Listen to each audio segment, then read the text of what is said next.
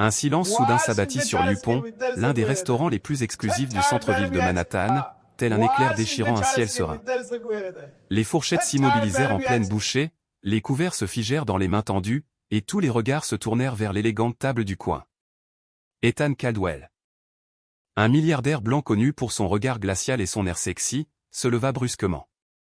Son costume bleu marine sur mesure reflétait la douce lueur des lustres en cristal. Chaque couture luisant sous leur lumière jaune pâle, accentuant l'aura de puissance qui émanait de lui. Son visage s'empourpra de colère tandis qu'il fixait la petite serveuse noire devant lui. Sophia Jenkins, tremblante mais s'efforçant de garder son sang-froid. « Je ne comprends pas comment un restaurant prestigieux comme l'Ipen peut avoir quelqu'un comme toi à mon service. » s'exclama Ethan, chaque mot comme un poignard tranchant le silence. Son regard plein de mépris balayait Sophia comme si elle n'était qu'un bibelot. Sophia resta figée sur place. Les jointures blanches sur son plateau d'argent, luttant contre les tremblements de ses bras.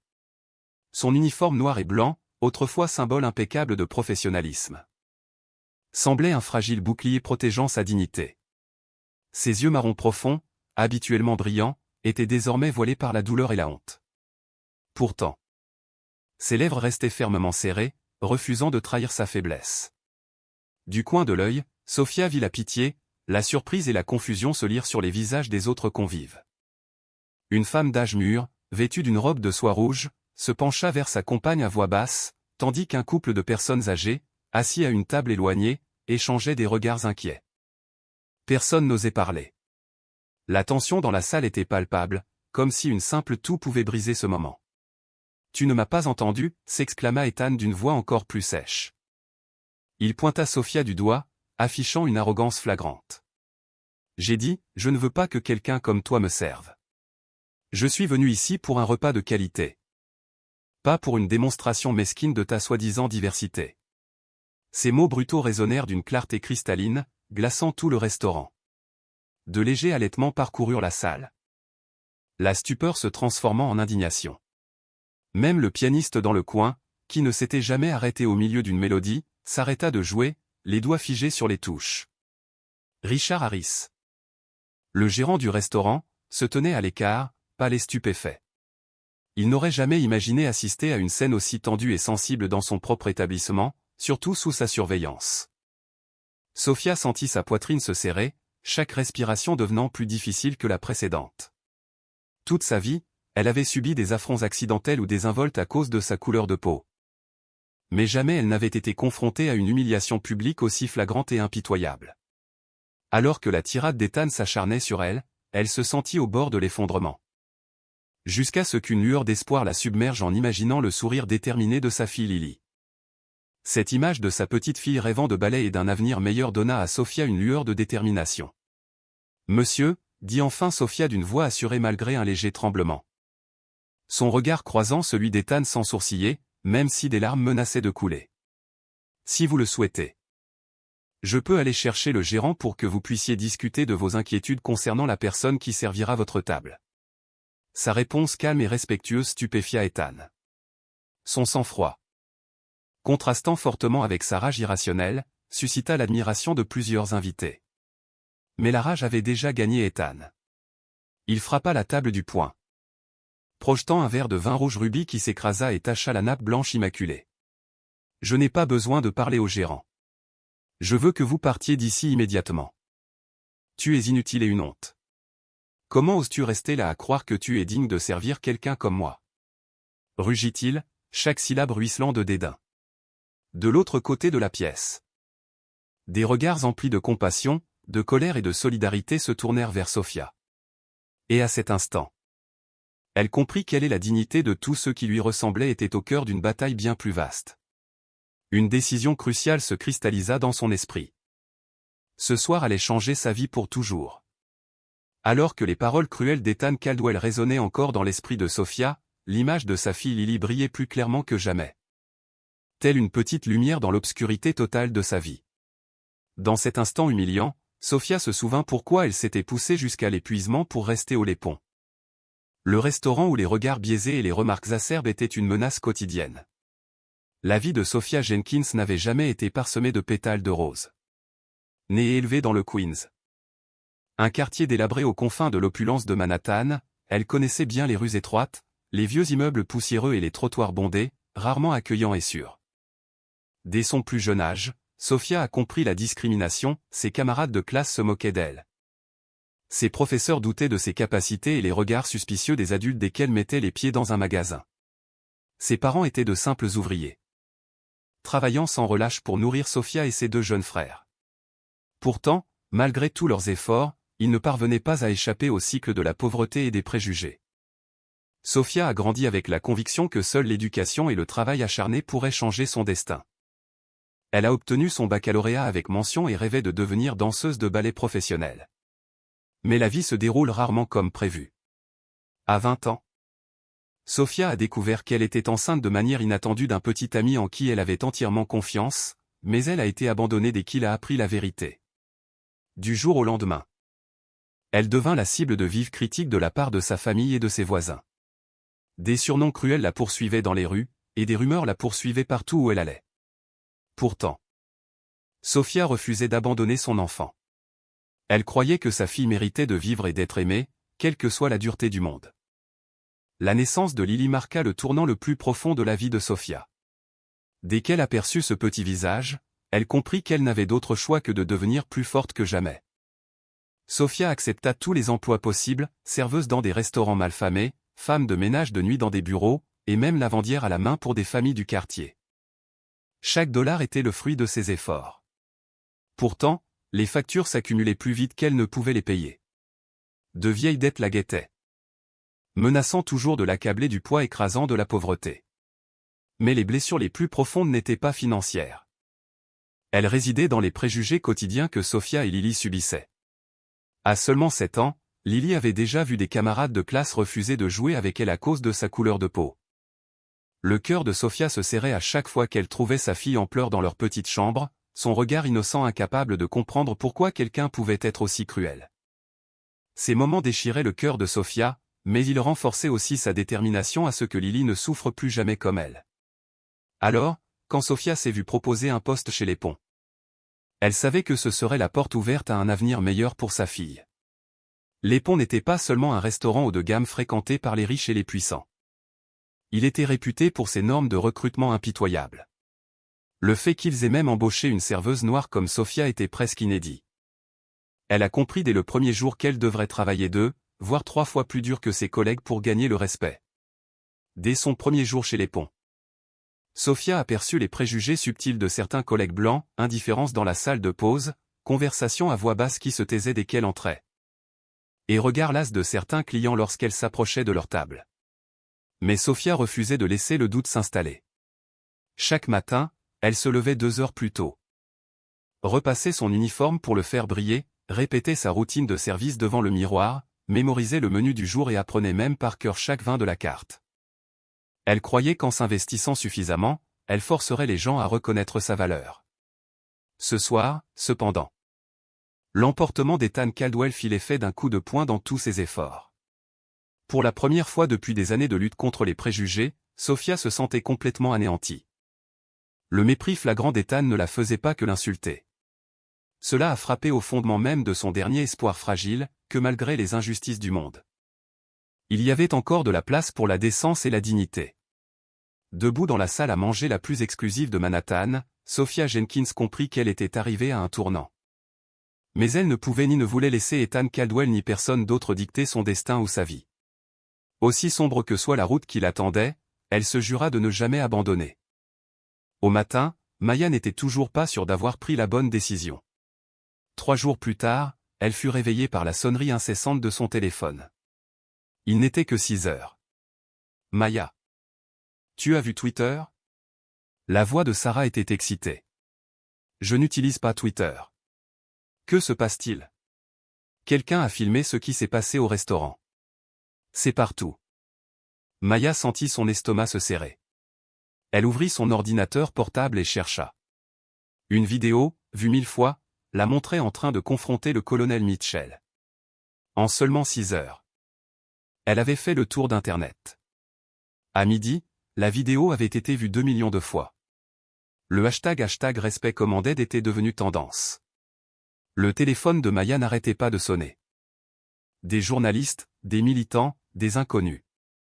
Lorsqu'elle est allée chercher Marcus à l'école, il a couru vers elle, les yeux écarquillés. « Maman ? Les enfants de l'école m'ont montré une vidéo de toi. Tu es célèbre. » Le cœur de Maya se serra. Elle avait essayé de protéger Marcus, mais maintenant. Le monde entier pouvait voir ce qui s'était passé. « Chérie, parfois les adultes doivent défendre ce qui est juste, mais cette attention ne dure pas longtemps. » Mais Maya avait tort. La vidéo continuait de se propager. Elle avait 2 appels manqués sur son téléphone.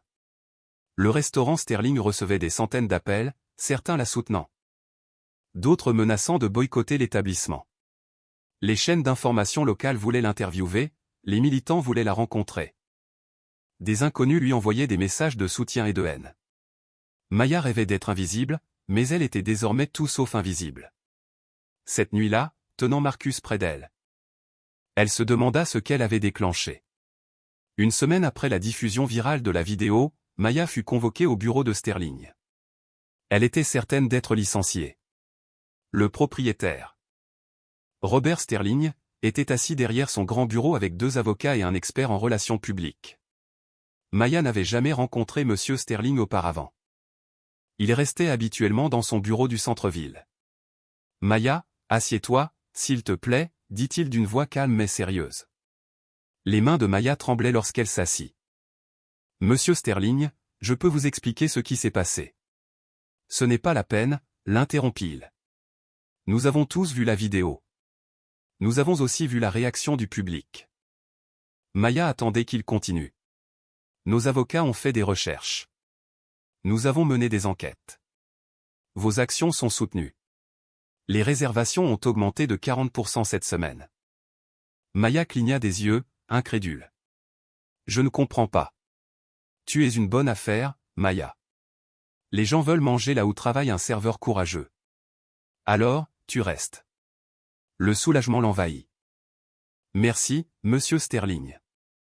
Mais il y a des règles, pas d'interview sans notre autorisation, pas de manifestation ni de politique pendant les heures de travail.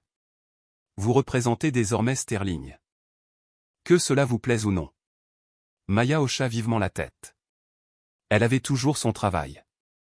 Marcus pouvait continuer son entraînement de basket. « Une dernière chose, » ajouta Sterling. « Le colonel Mitchell a appelé et menacé de nous poursuivre en justice. Nos avocats ne sont pas inquiets, mais restons professionnels. Fini les confrontations. » Maya retourna dans la salle à manger, reconnaissante mais se sentant piégée. Elle était en sécurité, mais elle appartenait désormais à Sterling comme jamais auparavant. 2 semaines plus tard, une femme en tailleur bleu marine entra chez Sterling et demanda à Maya de servir sa table. C'était une Afro-américaine d'une 50aine d'années, au regard bienveillant et à la voix assurée. « Je suis la députée Alicia Johnson, » dit-elle à Maya. « Je voulais vous rencontrer en personne. » Maya avait entendu parler d'elle. Une ancienne officier de l'armée devenue la première femme noire élue au Congrès de Géorgie en 20 ans. « J'ai vu votre vidéo », a poursuivi Johnson. « Elle m'a rappelé quelque chose qui m'est arrivé dans l'armée. Un colonel m'a dit que je n'avais pas ma place dans son armée. J'étais trop jeune et trop effrayée pour parler. » Maya était assise en face d'elle. Le restaurant était calme et Johnson avait demandé un peu d'intimité. « Ce que vous avez fait demande beaucoup de courage. Mais je crains que le colonel Mitchell ne tente de vous poursuivre en justice. » Me poursuivre en justice? Pourquoi? Les hommes comme lui détestent être gênés. Mon cabinet compte des avocats qui travaillent bénévolement sur des dossiers comme celui-ci. Souhaitez-vous leur aide? Maya se sentait dépassée. Je veux juste travailler et m'occuper de mon fils. Je comprends. Mais parfois, on nous choisit pour accomplir de grandes choses. Une audience pour discrimination au travail aura lieu dans 6 mois. Seriez-vous prêt à témoigner? Je n'ai jamais parlé publiquement comme ça. Les meilleurs témoins sont de vraies personnes avec de vraies histoires, pas des experts avec des diplômes prestigieux. Maya réfléchit. Puis-je avoir un peu de temps pour décider? Bien sûr, mais Maya, ce que tu as déclenché est plus grave qu'une simple confrontation. D'autres ont besoin d'entendre ta voix. 1 mois après la vidéo, Maya a constaté des changements partout. Le hashtag #DiezRespect avait pris de l'ampleur. des employés d'autres restaurants ont partagé leurs propres histoires d'abus en ligne. Chez Sterling, le public était plus nombreux que jamais. Les gens venaient simplement pour rencontrer Maya et prendre des photos. Parfois, elle se sentait comme un animal dans un zoo, mais les conseils étaient plus précieux que jamais. La boîte aux lettres de Maya était remplie de lettres de tout le pays. Un enseignant de l'Ohio a écrit « Vous m'avez donné le courage de signaler le harcèlement de mon directeur. » Un vendeur du Texas a dit « J'ai utilisé vos mots lorsqu'un client m'a traité d'idiot. » 3 autres restaurants d'Atlanta ont mis en place de nouvelles règles pour protéger leurs employés des clients impolis. Elles ont été baptisées « Règles Maya Washington ». Lors de l'entraînement de basket de Marcus, les autres parents traitaient Maya différemment. Certains étaient plus gentils, d'autres semblaient mal à l'aise. Maya a essayé d'agir normalement. Mais tout avait changé. « Ma mère dit que tu es un héros », lui a dit un coéquipier de Marcus. « C'est juste ma mère », répondit Marcus. Mais Maya a vu la fierté dans ses yeux. Les organisations syndicales ont commencé à contacter Maya, souhaitant qu'elle prenne la parole lors de réunions et de rassemblements. Elle déclina la plupart des demandes. Toujours effrayée par la lumière des projecteurs. Mais tard le soir, en lisant les lettres de personnes affirmant qu'elle les avait inspirées, Maya se demanda si la députée Johnson n'avait pas raison. Peut-être que cela dépassait le cadre de son histoire avec le colonel Mitchell. Maya a commencé à réaliser que se lever une fois ne suffirait pas. 6 semaines après la confrontation, Maya s'est regardée dans le miroir de la salle de bain et a vu une personne différente. Elle se tenait plus droite et parlait plus fort. Lorsque les clients difficiles devenaient impolis, elle ne reculait plus. « Excusez-moi, mais je vous demande de me parler avec respect », a-t-elle dit à un homme d'affaires qui lui a claqué des doigts. L'homme parut surpris, puis s'excusa. Marcus a également remarqué ces changements. Lors de la réunion parents-professeurs, Maya a posé des questions directes au lieu de simplement acquiescer. « Maman, tu as changé », dit Marcus sur le chemin du retour. « Comment ça ?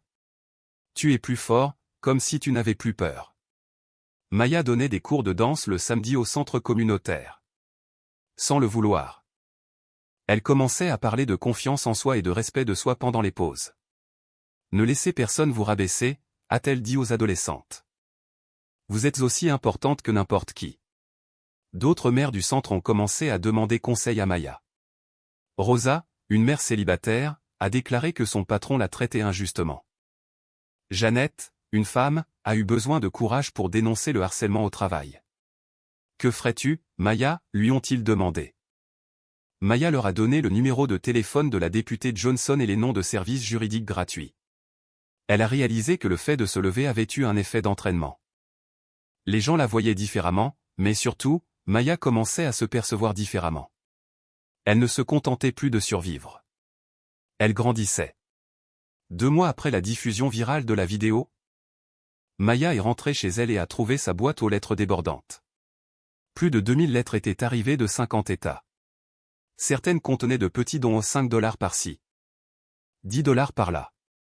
« Maman, on t'a envoyé de l'argent ?» demanda Marcus en aidant à porter le courrier à l'intérieur. « Je suppose qu'ils veulent nous aider » dit Maya, surprise. L'église baptiste locale a organisé une journée pour rendre hommage à Maya Washington. Le pasteur Williams lui a demandé de prendre la parole, mais Maya était trop nerveuse. Elle a simplement remercié tout le monde pour son soutien.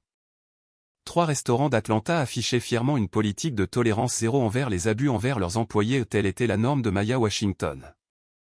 Cette politique interdisait aux clients de maltraiter le personnel. Un présentateur de journal télévisé local a relayé l'histoire de Maya à la télévision. Et 2 célébrités ont partagé sa vidéo sur les réseaux sociaux.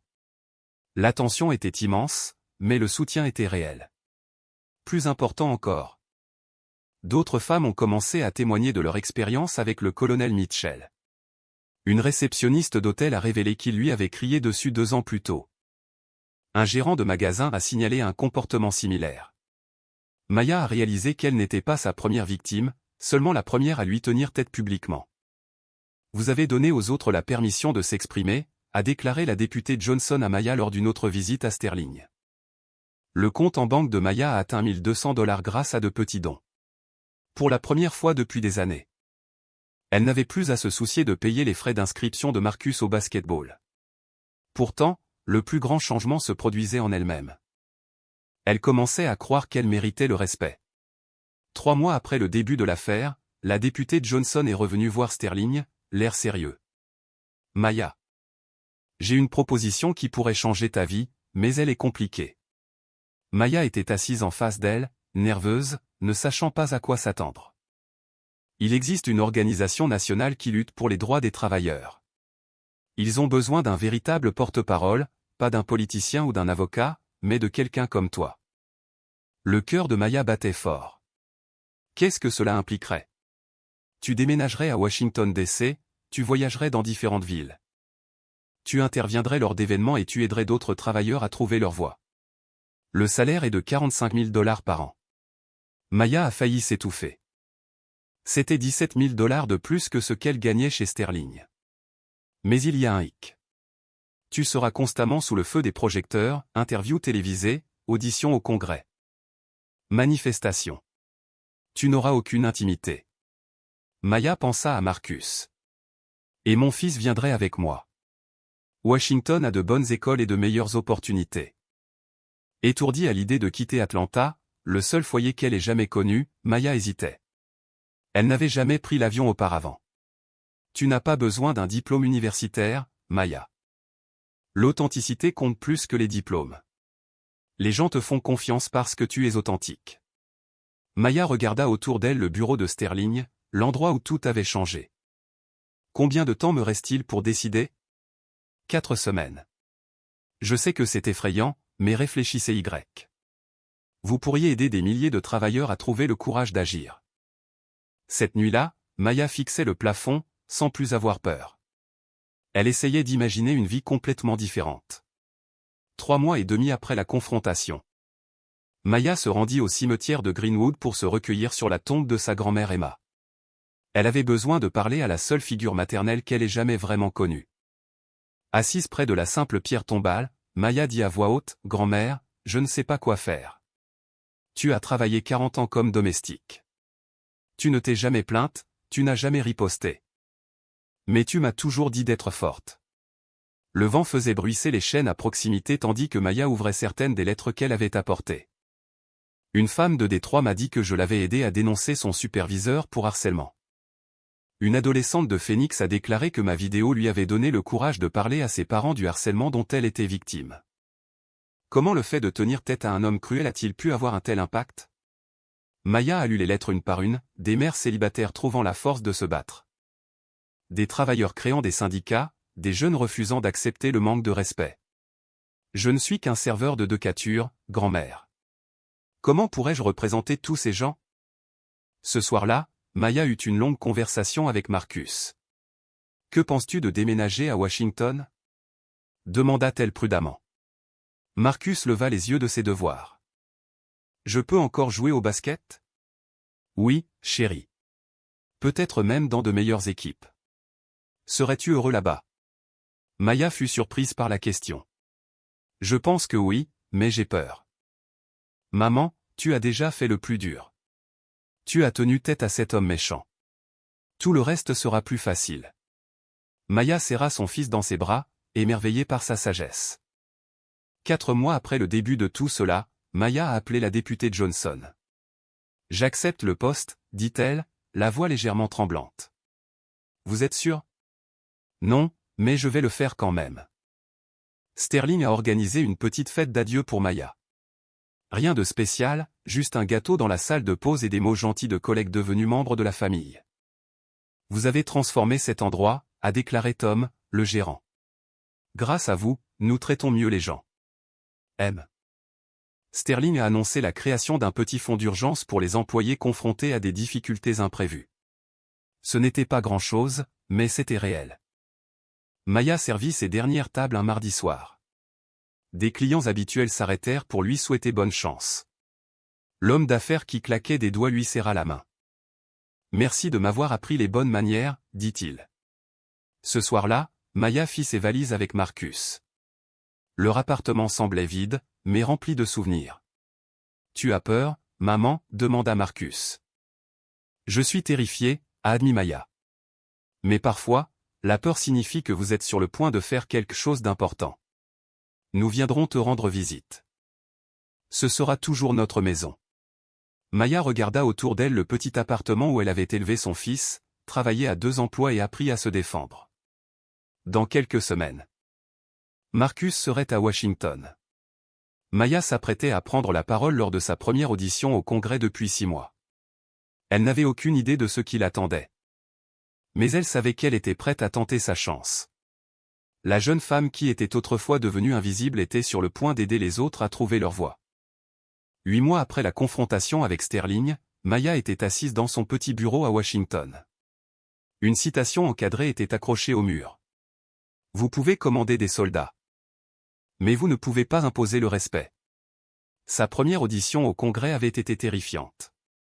Ses mains tremblaient lorsqu'elle parlait au micro, mais sa voix restait ferme. Elle a raconté son histoire avec simplicité et honnêteté.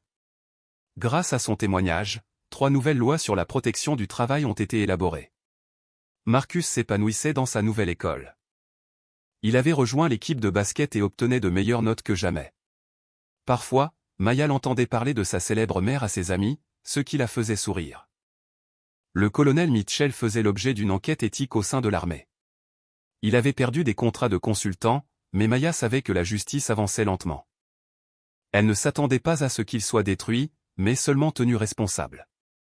Le téléphone a sonné. Un autre travailleur d'une autre ville avait besoin d'une assistance juridique. Maya a pris les informations et a passé les appels. C'était désormais sa vie, connecter les gens, partager des ressources, donner aux autres le courage qu'elle avait trouvé ce jour-là à Sterling. Maya pensait souvent à sa grand-mère Emma. Elle gardait une vieille photo d'Emma sur son bureau, en souvenir de la force tranquille transmise de génération en génération.